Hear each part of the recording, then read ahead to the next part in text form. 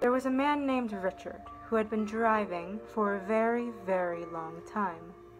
He noticed a gas station by the side of the road and decided to stop. The neon of the sign flickered in and out. In and out.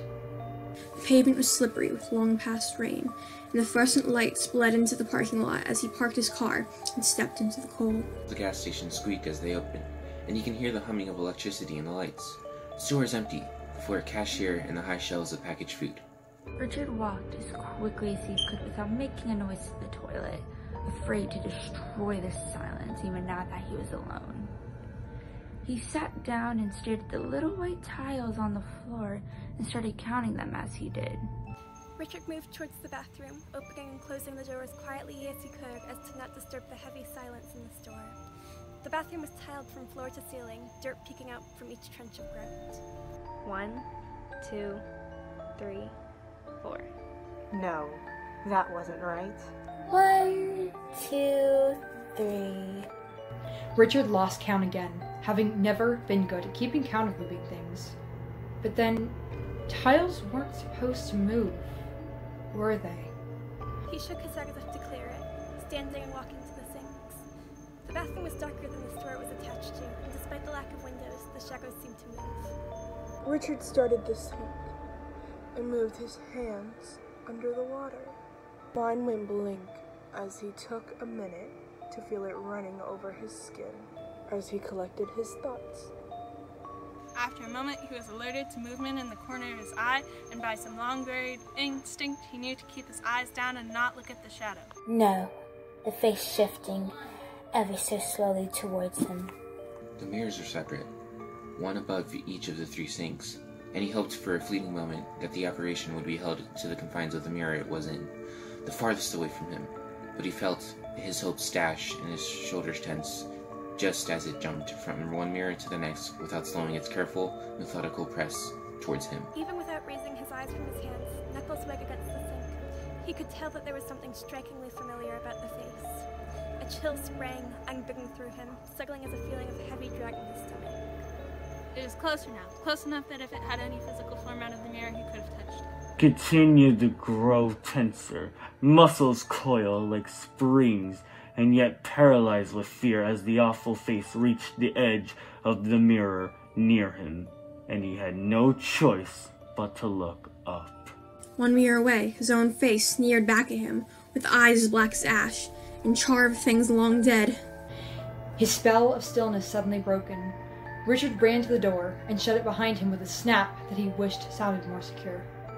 For a moment, he could do nothing but breathe. Nothing but stand by the door, adrenaline prepped for a fight he could not fight, could not see. Perhaps he was being silly, actually. Lots of people saw odd things when they were too tired, and now that he wasn't standing next to it, couldn't feel its suffocating energy. The image was too easy to write off as nothing, as a trick of the light, or mirrors, or the imagination. He finally pulled himself from the door, walking with the sort of confidence one only finds in lying to themselves, towards the coffee machine. That was all he needed, a bit of coffee. The machine looked like it very might well be older than him and smelled ripe of something burnt. Nonetheless, he plowed on and grabbed a paper cup, holding it beneath the flow of coffee. In and out.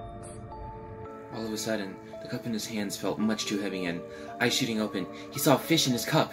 It was bloody red, and it stared at him with a long, crooked row of teeth protruding from the front of his mouth. After a moment, it smiled. He looked into the cup, pushing down the slow-rising panic in his chest. He closed his eyes once again, breathing in and out. The coffee continued to pour from the machine, faster and faster until it began to overflow. The drink spilled recklessly over the sides of the cup, burning his hands, but he couldn't move. Steam billowed from the cup from his skin, but couldn't move.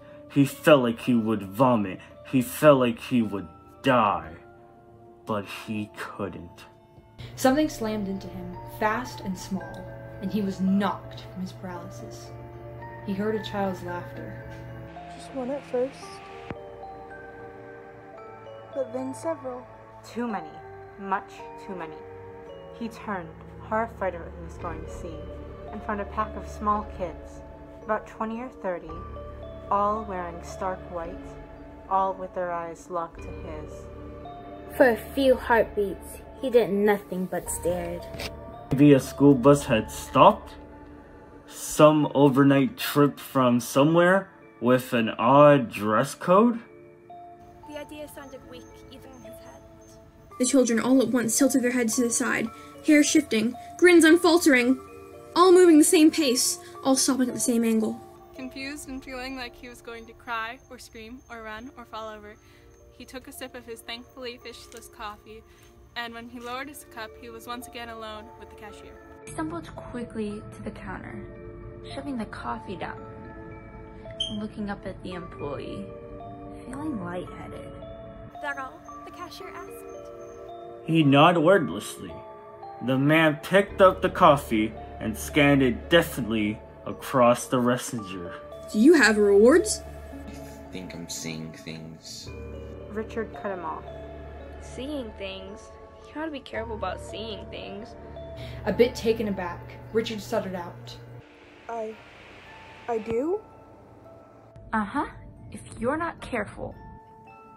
Suddenly, his dark brown eyes changed, shifted to that of a snake. You might just become one. To jump back from the counter, scrambling and stumbling and falling in his escape from the burning, unavoidable, fluorescent light of the atrocious building, all the horrors of the night mounting and cudgeling into something awful. Something huge and inescapable and heavy and oily was in his gut, and he had to run. Nothing but run. He slammed into his car, gas forgotten, and pulled backwards faster than he ever had before, tires screeching against the road like nails against a chalkboard. He pulled out on the empty 3-line road, sweating from panic but unable to unclench his hands from the wheel to turn on the AC. He had this awful, consuming feeling that something was chasing him. Something was behind him, about to pounce. He drove faster. He felt like he was falling and lifting all at once. Like the drop of a roller coaster, stuck on repeat. In and out. He kept driving. And driving.